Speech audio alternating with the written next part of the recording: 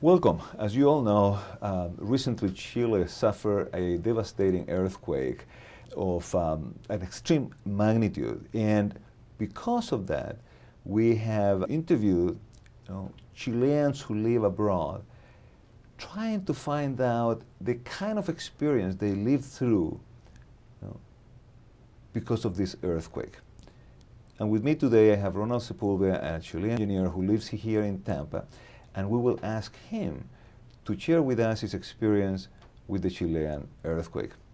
Ronald, welcome. Thank you for being here and agreeing to do this interview. So let me begin with that question. You are here, then all of a sudden in the middle of the night, you get a phone call telling you that there is an earthquake in Chile. What is your initial reaction, and what happens afterward?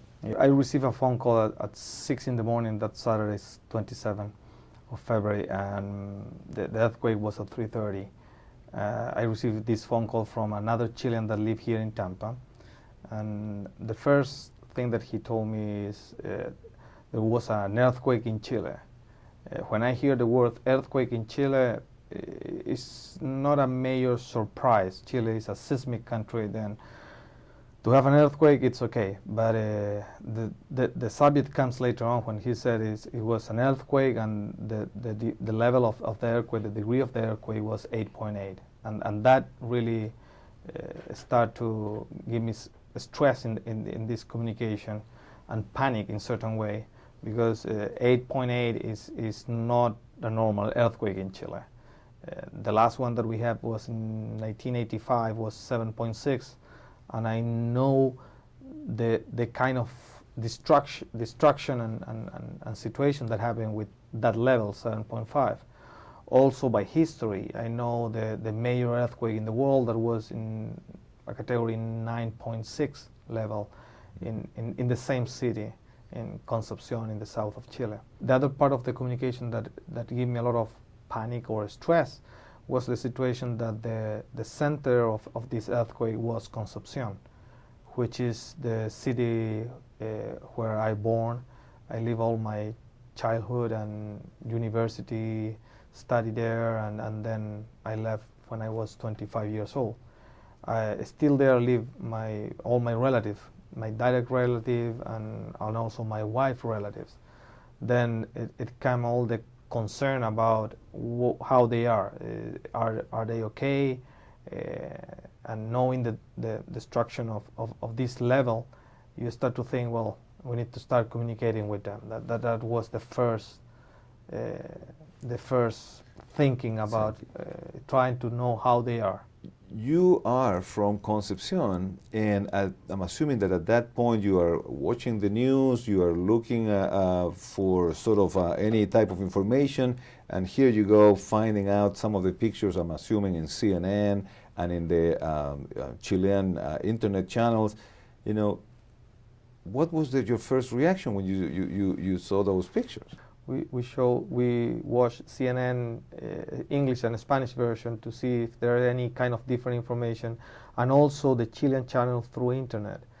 With all that said, we start to see images from part of the city of Concepcion, where I live, where I walk around, and then we saw some buildings all totally collapsed, and that gave me a lot of concern, because if I was in Chile last December and January there, and I was walking around, and then to see the same pictures or images that it's totally collapsed, the building that you were next to that, it give you the stress of how is my family, how is their homes, how is their friends, and then start all that kind of process thinking about that.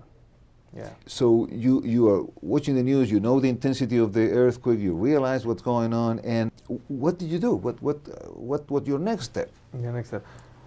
Well, in parallel to this learning process of the catastrophe through the news, we start doing a center of communication from my home to different points, and we through the phones and trying to contact any relatives in Concepcion, and also through this network system like Facebook or any web system of communication, trying to contact them.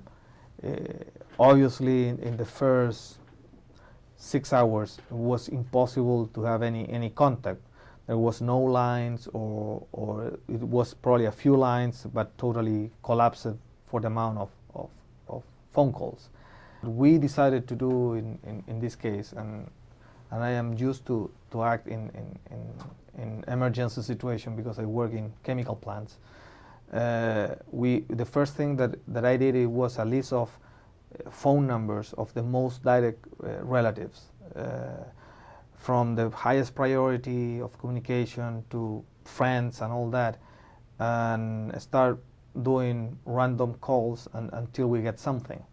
The first point of communication was my sister that lived in another city, that the name is Talca, close to Concepcion, but not in the center of earthquake. It was very affected by destruction, but she made a phone call and spoke with me, and she was a little bit panic with all this subject, because she cannot make contact internally in Chile with the other relative in Concepcion.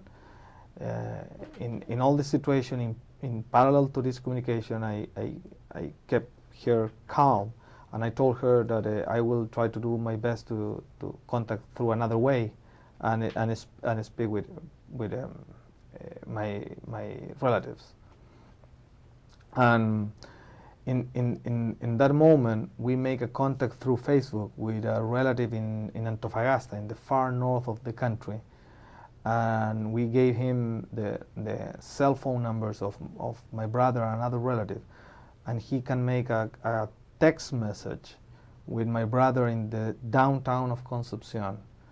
And the most interesting part of this is that my brother, that also is used to emergency situations, the first text message in answer to this was, "We are okay," and he lists the names of all the people, relative or friends, that he knows that they are okay. There was not time to speak about or send a message of any details, just to give the list of the people that are okay.